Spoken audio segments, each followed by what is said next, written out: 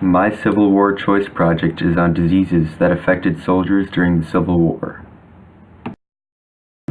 2,620,000 soldiers died during the Civil War, and 2/3 of these deaths were caused by disease instead of warfare. The main things that carried disease were bugs, doctors' tools, contaminated water, exposure to many types of weather, and overcrowding. Infections and gangrene also played a large role by affecting wounded soldiers before and after amputation. The 6 main diseases that killed soldiers on both sides of the war included dysentery, typhoid, pneumonia, measles, tuberculosis, and malaria. I will now go over all 6 of these diseases specifically. Dysentery was the most common disease and accounted for 45,000 Union deaths and 50,000 Confederate deaths.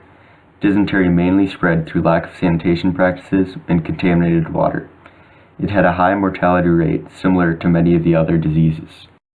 Just as a heads up, for these next few diseases, instead of showing disgusting images of rashes or lungs, I decided to use Microsoft Paint to draw some pictures using my lackluster drawing skills. So please, just admire the creativity in these drawings. Typhoid killed about 30,000 Confederate soldiers and 35,000 Union soldiers. 1 in 3 people who contracted this disease died, making it have a very high mortality rate. Typhoid was mainly caused by contaminated food or water. Pneumonia killed around 65,000 soldiers total, and 1 in 6 people who contracted the disease died from it. This disease looked for weak people and infected itself in them. If you were sick with something else, there was a good chance you would get pneumonia. Measles killed about 11,000 soldiers in total, so it wasn't nearly as significant as the other diseases mentioned. 1 in 20 people who contracted the disease died, making it have a very low mortality rate. Measles spread rapidly through many people being confined into small areas.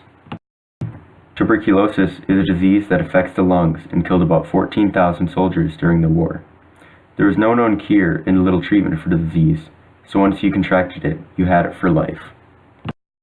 Malaria is mainly carried through mosquitoes and killed about 30,000 soldiers. This may sound like a lot, but 3 million people contracted the disease, making it have an extremely low mortality rate. This low death rate was caused by a readily available supply of quinine, which was used to successfully prevent and treat malaria.